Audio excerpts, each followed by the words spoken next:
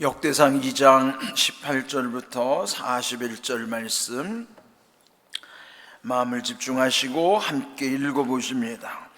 헤스론의 아들 갈렙이 그의 아내 아수바와 여리오색에서 아들을 낳았으니 그가 낳은 아들들은 예셀과 소밥과 아르돈이며 아수바가 죽은 후에 갈렙이 또 에브라스에게 장가들었더니 에브라시 그에게 훌을 낳아 주었고 훌은 우리를 낳고 우리는 부살레를 낳았더라.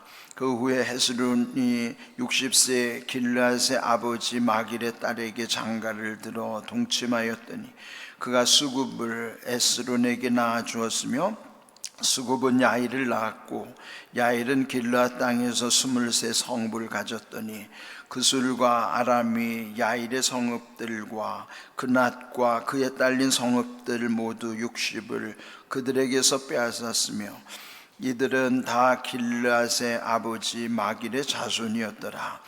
헤스론이 갈렙 에브라다에서 죽은 후에 그의 아내 아비야가 그로 말미암아 아술을 낳았으니 아술은 드구아의 아버지더라. 헤스론이 맏아들 여라무엘의 아들은 맏아들 람과 그 다음 브나와 오렌과 오셈과 아히야이며 여라무엘의 다른 아내가 있었으니 이름은 아다라라. 그는 오남의 어머니더라. 여라무엘의 맏아들 람의 아들은 마하스와 야민과 에겔이요 오남의 아들들은 삼메와 야다와요 삼메의 아들은 나답과 아비술이며 아비술의 아내 이름은 아비하일이라. 아비하일이 아반과 몰랏을 그에게 낳아줬으며 나답이 아들은 셀렛과 아빠임이라. 셀렛은 아들이 없어 죽었고 아빠임의 아들은 이시요 이시의 아들은 세산이요 세산의 아들은 알레요 삼메 아우 야다의 아들들은 예델과 요나단이라. 얘들은 아들이 없이 죽었고 요나단의 아들들은 벨렉과 사사라. 여라무엘의 자손은 이러하며 세산은 아들이 없고 딸뿐이라.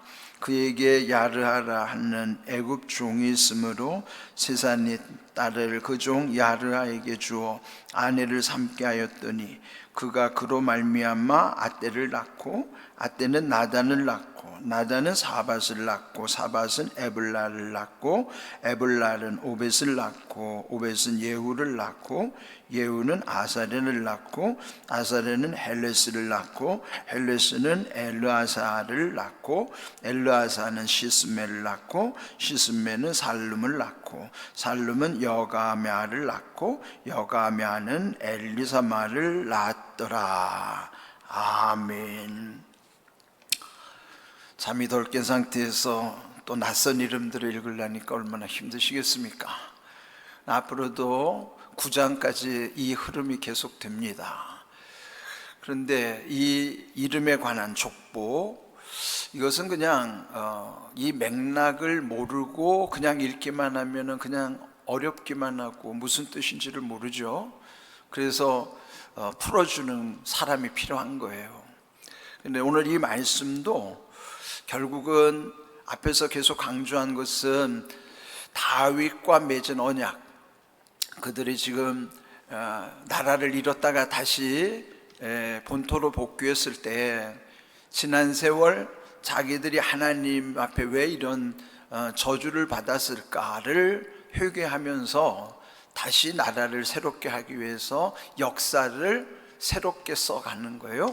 그것이 바로 다윗 왕조실록에 해당하는 이 역대상하, 이 역대기를 기록함으로써 그들의 신앙을 새롭게 하기 위한 것이죠. 그럴 때 중요한 것은 그 조상적부터의 중요한 인물들을 본받는 것. 그는 가장 중요한 모델이 여기서는 다윗과 맺은 하나님의 영원한 언약이 있으므로 다윗이 가장 중요한 인물일 수밖에 없어요. 그래서 이제 앞에서 보면 아담으로부터 쭉 중요한 인물들을 경유해서 다윗의 혈통에 이어가게 하시는 내용이었어요. 그런데 지난 시간에 그 경유지 중에서 결국 이스라엘의 12아들, 이스라엘은 야곱이라는 이름이 변화돼서 이스라엘이 되고, 그 이스라엘은 나라와 민족의 이름이 되고, 결국 야곱의 12아들, 그 이스라엘의 12지파가 거기서부터 시작이 되는 것이죠. 그래서 그 12아들들 12지파는 아주 그 가계의 흐름이 복잡하죠. 야곱이 4명의 아내를 통해서 12아들을 얻었으니, 여러분 그 한 집안에 어머니가 4명이라면 그게 얼마나 복잡합니까? 그 안에 갈등을 생각한다고 하면 그 집안이 쉽지 않은 집안이죠. 그렇지만은 하나님의 나라를 위한 역사가 어떻게 흘러가고 있는가. 그런데 이제 그 중에 그 야곱의 12아들 중에서 이 다윗의 혈통이 어디로 이어진다고 그랬어요? 4번째 아들 유다를 통해서. 그런데 그 유다도 아들 셋을 두었지만은 2아들을 잃고 막내마저도. 그래서 결국은 그 당시 계대 결혼법이라는 것, 그는 만일 그 첫째 아들과 결혼한 며느리가 만약에 그 아들 죽으면은 다른 집으로 재혼할 수 있는 게 아니라 그 집에서 아들들을 통해서 씨를 받아야 되니까, 마지가 죽으면 둘째, 둘째가 죽으면 또 셋째를 통해서 그 며느리를 책임져야 되는 거예요. 그런데 이제 어제 있던 인물이 다말, 그러나 유다가 약속을 지키지 않아가지고 결국은 막둥이가 자라고 나면은 결혼을 시켜주겠더라고 하면서 그를 지키지 않자 다말이 꾀를 낸 거죠. 그래서 결국은 창녀로 위장해가지고 그 시아버지 씨를 받은 거예요. 그런데 나중에 이제 그 전모가 밝혀지고 나서 유다가 이제 자기 잘못한 거 알죠. 그러니까 이 시아버지 유다의 씨를 통해서 다말에게 또 쌍둥이 아들이 생긴 거예요. 그런데 이걸 이제 오늘날의 우리의 생각으로 이해하면은, 아니 그게 불륜이 아닌가. 물론 오늘의 기준으로 보면 불륜이죠. 그러나 시대적인 상황을 고려한다면, 그리고 그 족보 속에 그 다말의 혈통을 통해서 다윗이 흘러가는 거예요. 근데 누구는 이 다말을 표현해서 다 말아먹은 여자라고 그러던데, 그 다 말아먹은 여자라고만 말할 수 없는 거예요. 근데 어쨌든 그 억울한 다말의 심정을 헤아리시고 그 다말을 통해서 그 아들 중에서 이제 어제 보면은 베레스를 통해서 헤스론을 얻었다 그랬는데, 오늘 읽은 말씀에 보면은 헤스론이라는 인물을 오늘 읽은 부분은 다 헤스론 가문의 사람들이에요. 뭐 헤스론이라는 이름도 익숙하지 않아요, 사실은. 그런데 그 헤스론을 통해서 이 유다 족속, 그리고 유다와 다윗의 혈통 그 사이에 어떻게 경유가 되고 있는가, 어떻게 거쳐가고 있느냐. 근데 그 중에 한 중요한 인물을 여기서는 헤스론으로 다루고 있어요. 이제 오늘 읽은 18절, 헤스론의 아들 갈렙이 그의 아내 이렇게 있었고, 그런데 여기에 갈렙이라고 하는 인물은 모세 시대 때 갈렙이 아니에요. 그러니까 그 이전의 갈렙이니까 동명이인이라고 여겨야 되는데 혼선이 생길 수 있습니다. 그런데 그 헤스론, 갈렙 그 혈통을 통해서 10절에 보면은 훌은 우리를 낳고 우리는 부살레를 낳았더라. 이 부분이 중요합니다. 여기에 훌이라고 하는 사람은요, 네, 그 출애굽기에 보면은 그 아모리족과의 전쟁이 있었어요. 그런데 그때 모세는 산에 올라가서 두 손을 들고 기도하죠. 그러면은 그 이스라엘 민족이 이기는 거예요. 손이 내려오면 지고, 그때 아론과 훌 두 사람이 모세의 양손을 받쳐주는 역할을 하는 거예요. 그래서 이기게 된 거죠. 그때 등장하는 이름이 아론과 더불어 훌이라고 하는 사람, 여기 그 인물이 바로 훌인데, 그 훌이 모세의 팔을 지탱해 줬던 것처럼 그 훌은 우리를 낳고 우리의 아들이 부살렐이에요. 그러니까 부살렐이라는 인물도 아주 중요한 역할을 하죠. 이 훌의 입장에서 보면 손자인데, 이 부살렐은 모세 시대 때 이후로 그 장막, 모세 때 성막을 만드는데 기술자예요. 성막을 만들 때 감독을 하는 거죠. 그래서 손재주가 얼마나 좋은지 그 성막 안에 들어가는 모든 성구들도 만들고, 또 이런 모든 오늘로 말하면 이 교회 안에서 이루어지는 모든 것을 다 그 손재주가 뛰어나서 그를 다 관리하는 사람이 된 것이죠. 그러니까 지금 이렇게 헤스론이라고 하는, 그러니까 전체로 보면 유다의 자손 중에서 여기 헤스론에게서 여기 중요한 훌과 부살렐이 역할이 있었다, 그런 내용이에요. 또 그런데 또 이 헤스론은 또 다른 아내들에게서 또 여러 자손들을 얻게 된다 그랬습니다. 24절, 헤스론이 갈렙 에브라다에서 죽은 후에, 헤스론 죽은 다음에도 그의 아내 아비야가 또 그로 말미암아, 그러니까 죽기 전에 아이를 가졌는데 그가 죽은 후에 또 이렇게 아들들을 낳았다. 그러니 이 헤스론은요, 사실은 그 베레스의 아들이지만 또 이 헤스론을 통해서 여기 보면은 먼저 18절 읽은 대로 갈렙이라고 하는 이름이 먼저 등장하죠. 그런데 여기에 이 순서를 보면은 반드시 장자를 통해서 혈통이 계승되는 게 아니에요. 대체로 장자를 통해서 혈통이 이어지게 하시지만은, 계보를 이어가지만은 반드시 그러하지는 않다. 그는 하나님의 주권에 있기 때문에 그러하다 하는 것이죠. 그런데 여기 이제 또 헤스론의 둘째 아들의 이름이 나와요. 그 헤스론의 여기는 앞에서는 둘째 아들의 이름으로서 기록됐지만은 사실 장자를 먼저 언급했어야 되죠. 근데 25절을 보시면은 헤스론의 맏아들 여라무엘이라 이렇게 돼 있어요. 그러니까 둘째 아들이 먼저 앞에 그 후손들이 쭉 기록되어 있고, 25절 뒤늦게 오히려 헤스론의 장자 여라무엘의 후손들은 이러이러했더라 라고, 어떻게 보면은 장자 우선으로 보면은 좀 순서를 뒤바뀌어 놓은 거죠. 그러니까 이런 것을 봐도 이런 모든 것은 하나님의 주권과 섭리 속에 있는 것이지 우리의 고정관념이 중요한 게 아니라는 것이죠. 오늘의 우리 시대를 살아가면은 우리 시대에 익숙한 방식대로 판단하면은 그는 오해를 갖게 되는 것이죠. 그러니까 그 시대의 상황에서 하나님이 어떻게 역사하신 것처럼 오늘 이 시대 변화된 상황 속에서는 또 하나님은 우리에게 어떻게 역사하시는가? 그러면 시대의 상황에 따라서 하나님의 그 모든 것도 섭리하시는 바도 같지 않겠죠. 왜? 상황이 다르니까요. 그러니까 이런 것을 우리가 참고해서 말씀을 이해해야 하는 것입니다.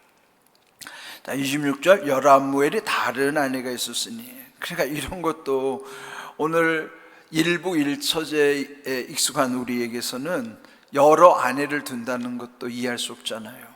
그런데 그 당시는 일부 다처제 사회니까 한 남편 가운데 여러 아내를 뒀던 그런 시대에, 그런 그 당시 문화니까 그걸 이해해야지. 그런데 그것이 또 오늘날 그러면 그때처럼 일부 다처제를 허용하는 사회가 돼서는 또 안 되죠. 그러니까 상황이 다르지만은 그 다른 상황 속에서 하나님은 어떻게 역사하시느냐를 이해하는 것이 중요한 것입니다. 그러니까 여라무엘이 또 다른 아내에게서 이렇게 자녀들을 두었다, 그런 내용이죠. 근데 오늘 주목해야 될 부분이 있어요. 여기 30절, 나답의 아들은 셀렛과 아바임이라, 또 셀렛은 아들이 없이 죽었고 그랬어요. 근데 셀렛뿐만 아니라 32절 둘째 줄에 보면은 예델은 아들이 없이 죽었고 그랬어요. 그러니까 아들이 없이 죽었다는 것이 여기 셀렛, 예델, 이들이 어떤 사람들인지는 알 수 없지만은 여기 메시지에 중복되는 부분, 아들이 없이 죽었다. 그러니까 오늘날에는 자녀를 두지 못한 가정들도 있어요. 그런데 지금은 자녀가 없어도 그게 흠이 되지는 않습니다. 오늘날의 사회는 자녀가 있든지 없든지가 그 생활에 흠이 되지는 않아요. 그러나 그 시대, 지금 이 성경의 그 시대에는 자녀가 없다는 것은 그 자체가 그 엄청난 결격 사유가 되는 거예요. 왜 그렇죠? 대를 이어줘야 되니까. 그러니까 지금 대를 잇는다는 개념이 아니라 지금은 자식이 있어도 없어도 오히려 자식이 있는 집이 자식 때문에 속 썩는 걸 보면 자식이 왼수라고 하는 사람들도 적지 않더라고요. 그러니까 자녀가 왼수라면은 그 자식은 없는 만 못하다는 뜻이죠. 오죽하면은 무자식 상팔자라는 말이 나왔을까요? 그러니 이게 모든 것이 다 똑같은 상황이 아니에요.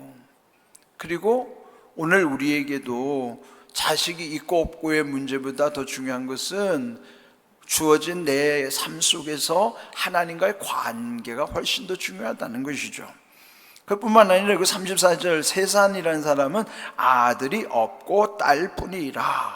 그래서 딸을 통해서 그 애굽의 종이었던 야르하를 또 들여서 자손을 이어가는 거죠. 대릴사위로 이어가는 거예요. 그러니 이거는 상황에 따라서 할 수 있는 내용이지만 이거를 이제 오늘 제목이 아들이 없이 죽었고 하는 거예요. 아들이 없이 죽었든지 아들이 없어서 딸을 통해서 이어가든지 또 그 시대처럼 오늘도 그저 가정의 자녀들이 잘 되거나 또 자녀들을 통해서 또 하나님 주시는 은혜도 있죠. 그런데 그런 모든 것이 반드시 절대적인 것은 아니에요. 오늘날 우리가 보면은 특별히 저희도 목회하다 보면은 가정마다 그 상황이 다 달라요. 어떤 집은 자녀로 인하여 그 기쁨을 누리는 집이 있는가 하면 속을 썩는 집도 있어요. 자녀가 없어도 행복하게 사는 집도 있지만 자녀를 얻으려고 아주 애를 쓰는 집도 있고요. 상황이 다 다르죠. 그러면은 그것이 자녀가 있어서 복이고 없어서 복이 아닌가? 그거 아니란 말이죠.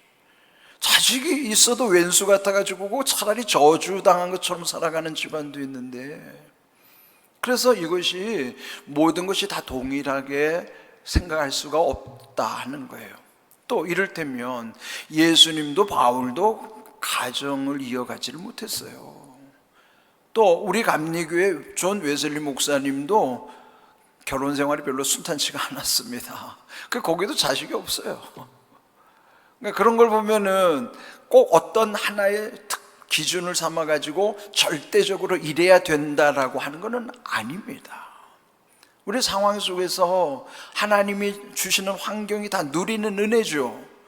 그러니까 우리의 모든 상황에서 제일 중요한 것은 신앙은요, 계보를 이어가는 것도 중요하지만 그보다 더 중요한 것은 그 자신이 하나님과의 수직적 관계에서 나는 어떤 존재인가를 아는 것이 훨씬 더 중요해요.